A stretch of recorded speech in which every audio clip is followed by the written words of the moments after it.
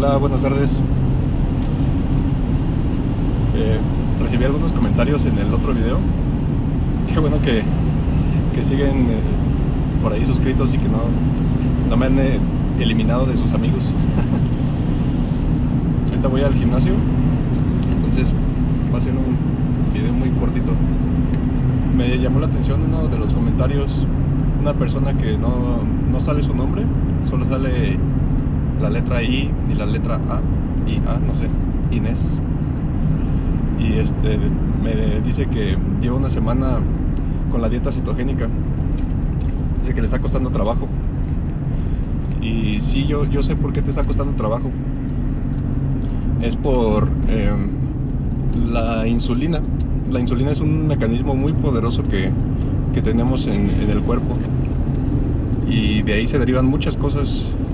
Entre ellas, por ejemplo, la diabetes. Es tal vez el problema más común y más importante que hay relacionado con el ciclo de la insulina.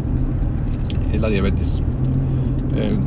Y la insulina yo la veo como una llave muy poderosa a muchas cosas que tenemos en nuestro cuerpo. Por ejemplo, la dieta cetogénica de hecho también se puede usar para bajar de peso.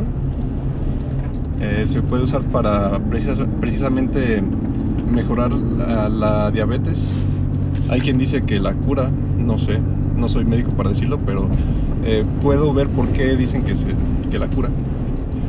Y creo que con supervisión médica no veo por qué debería ser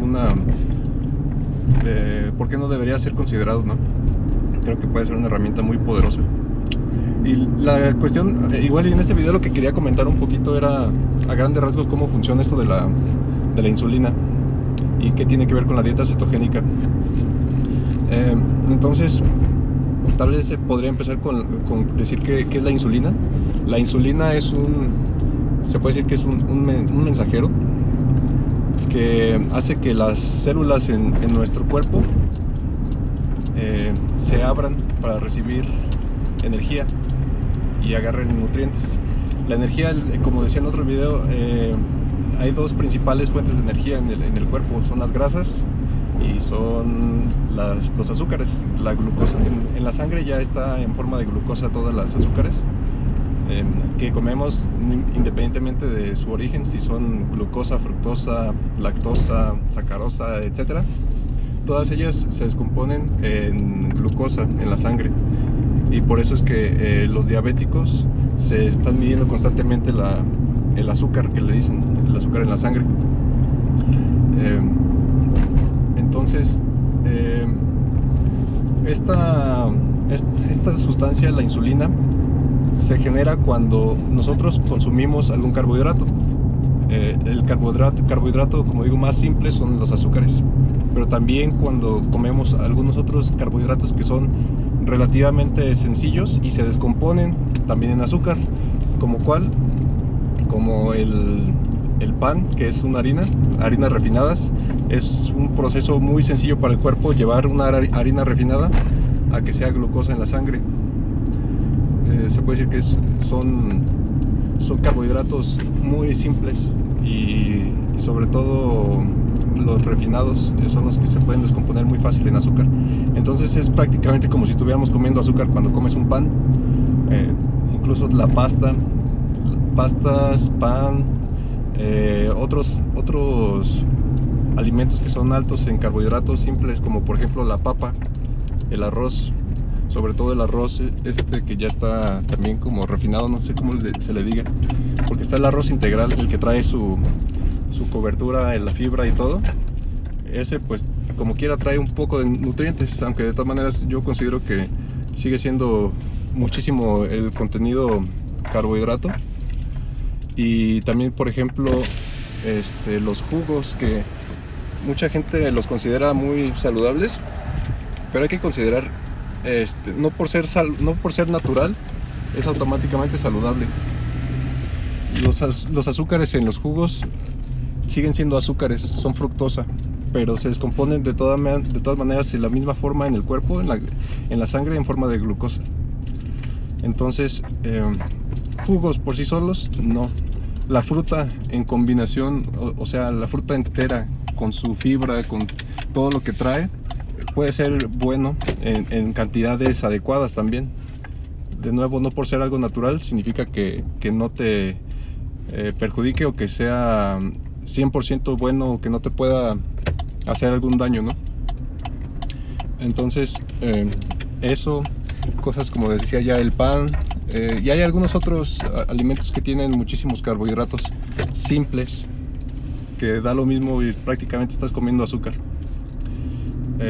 Entonces, cuando uno ingiere estos alimentos, el cuerpo detecta que estás ingiriendo carbohidratos, y como los carbohidratos se traducen en energía, en glucosa, el cuerpo genera la insulina para que las células se abran y sean receptivas a esta energía en forma de glucosa.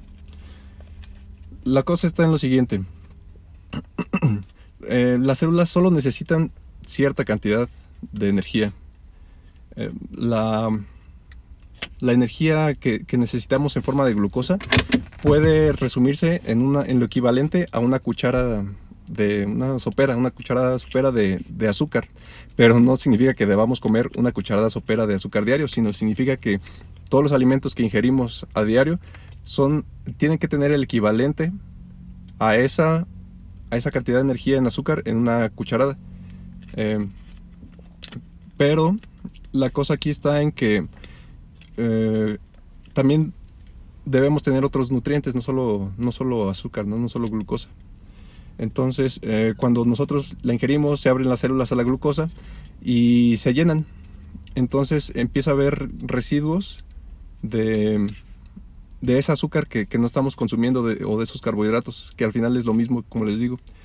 La idea es que cuando nosotros ingerimos altas cantidades de carbohidratos, se va generando lo que se le llama la resistencia a la insulina. La resistencia a la insulina básicamente significa que tus células se vuelven más resistentes, se vuelven menos sensibles a la insulina. Es como cuando esto es un efecto muy común en el cuerpo. Se genera resistencia a muchas cosas, por ejemplo, a los antibióticos. Bacterias generan resistencia a los antibióticos si son expuestos a la misma sustancia durante un periodo suficientemente largo y de tal forma que les permita sobrevivir, pero van generando cada vez más resistencia. Ese es un ejemplo. Otro ejemplo son las adicciones. Las adicciones, por ejemplo, a drogas, tanto legales como ilegales. La gente desarrolla dependencia, por ejemplo, a ¿cómo le llaman? Ansiolíticos. La gente desarrolla dependencia a cosas como la cocaína, la heroína. Es por el mismo mecanismo de resistencia. Cada vez el cuerpo necesita más de la sustancia para obtener el mismo efecto. Entonces, lo mismo sucede con la insulina. De hecho, se dice que es una forma de adicción. Algunas personas lo consideran una adicción al azúcar, porque la insulina va siendo cada vez menos efectiva. La célula se va haciendo menos sensible y no se abre a absorber la energía, porque los niveles de insulina se mantienen muy altos. Entonces, cada vez se va necesitando más y más insulina para que tu cuerpo absorba o las células de tu cuerpo absorban el azúcar que está en el torrente sanguíneo. ¿Qué significa? Que finalmente acaban las personas teniéndose que inyectar insulina. Por eso es que se inyectan insulina. Y acaban atrofiando el páncreas, que el páncreas es donde se crea la insulina. Entonces, hay algunas personas que ya no generan insulina, o su insulina ya está atrofiada por su páncreas, ya no la producen de forma adecuada, porque pues el páncreas ya se gastó por generar tanta insulina tan constantemente.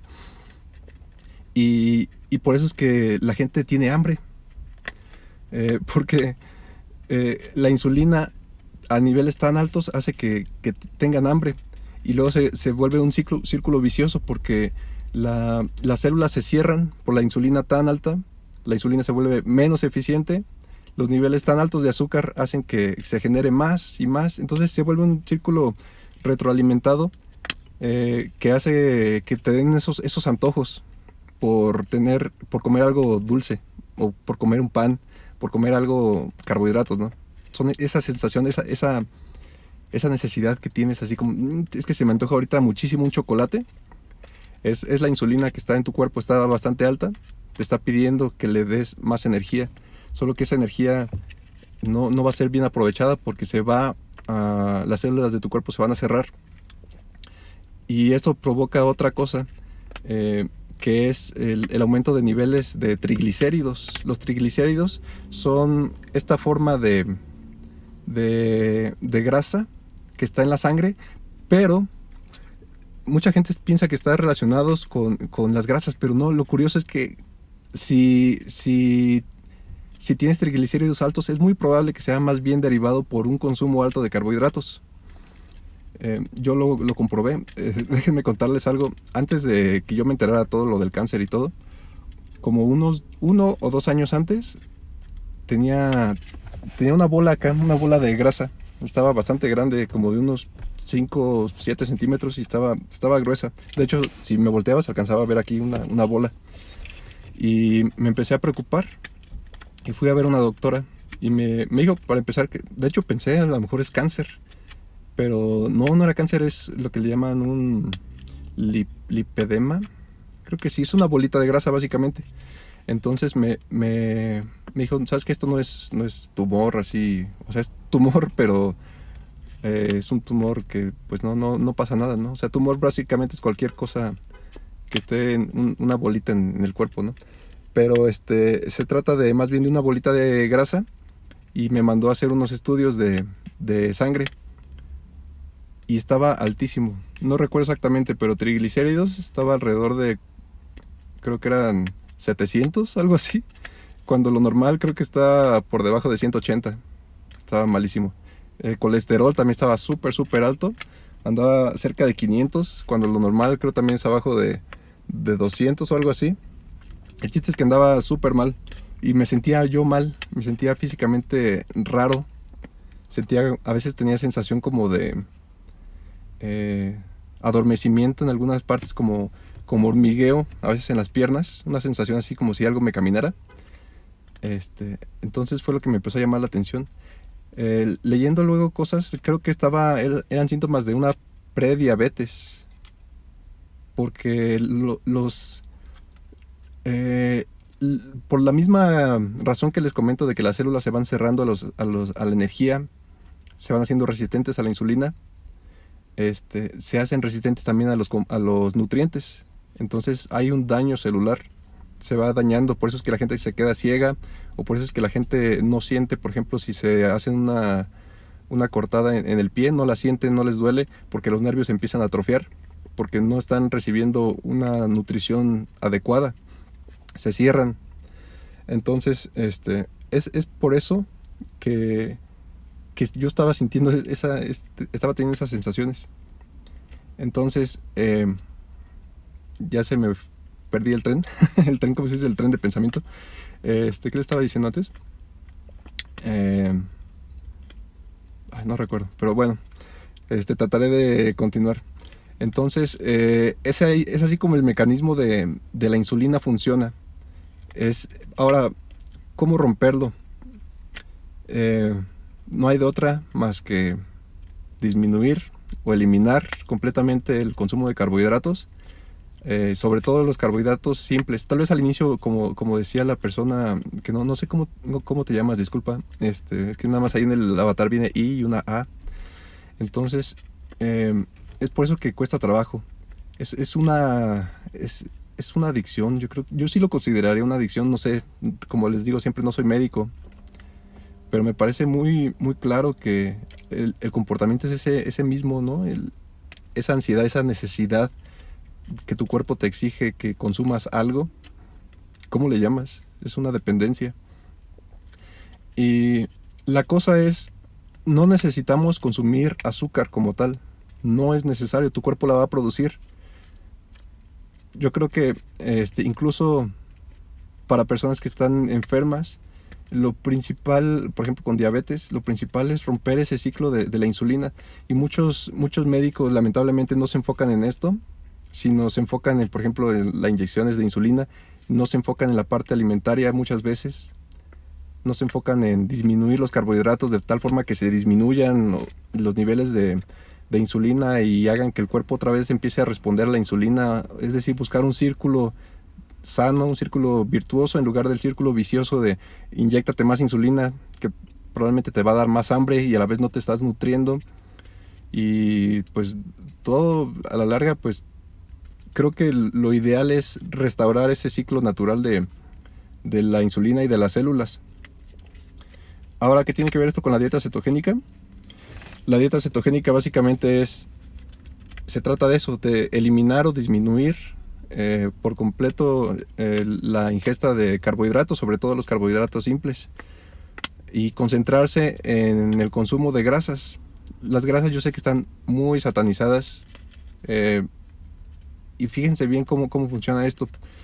Se ve que hay intereses detrás de toda esta información errónea, porque si ustedes van al supermercado y ven todos los productos light, todo lo light se refiere a que es bajo en azúcar, bajo en grasas. Dicen 0 grasas, bla bla bla, pero chequen el contenido de los productos, son altísimos en azúcar, porque necesitan hacerlos atractivos para el consumidor, y lo atractivo para el consumidor es lo que sabe bien.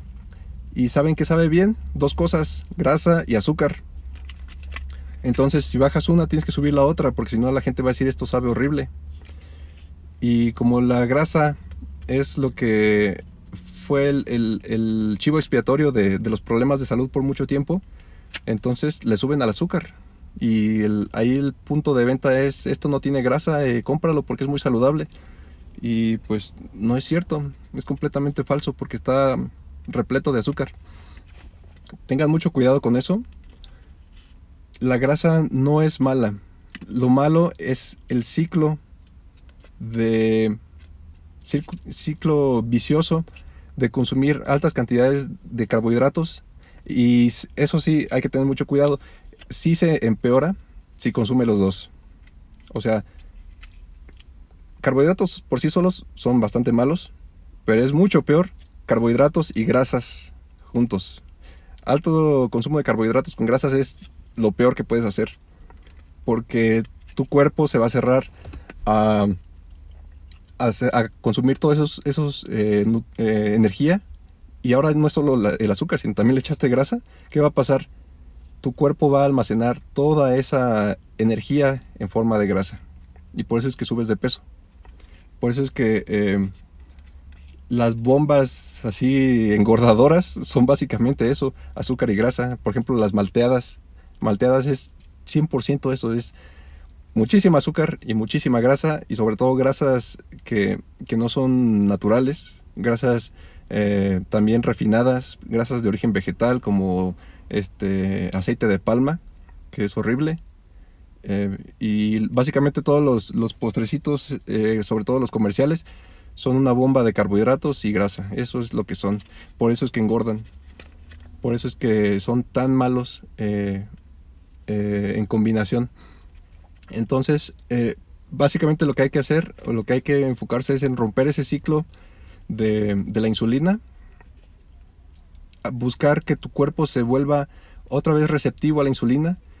Y después de eso, tal vez sí vas a poder comer un postre de vez en cuando, porque la resistencia a la insulina no se crea de inmediato. Pero ya hay que estar conscientes de cómo está tu cuerpo funcionando. Entonces, si vas a comer un postre, hacerlo cuando dentro de un periodo de tiempo que tu insulina no se vaya a elevar y tu cuerpo no se vaya a quedar en ese estado altísimo de resistencia. Y pues de nuevo te vaya a costar trabajo salir de ahí. Yo de vez en cuando también me como un postre, un pan, de vez en cuando, porque sé que no me va a costar trabajo regresar a la dieta normal, donde normalmente entre semana no como prácticamente nada de carbohidratos. A veces en la cena sí como tacos. Digo, soy mexicano, tengo que comer tacos, pero es muy bajo el consumo de carbohidratos, porque realmente lo que hago es comer tortilla, por ejemplo, y no es como la tradición mexicana, que es unas 5 tortillas por alimento, 3 veces al día.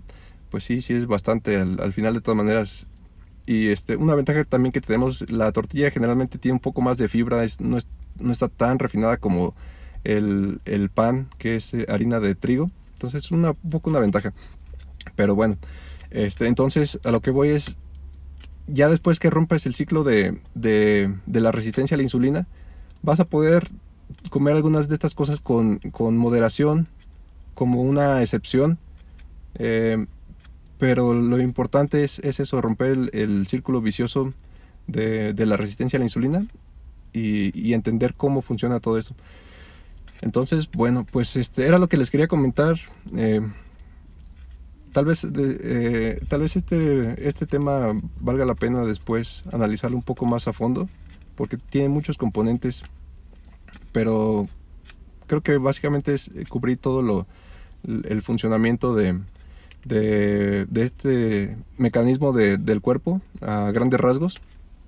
Les digo, no soy médico, pero sí he leído bastante al respecto.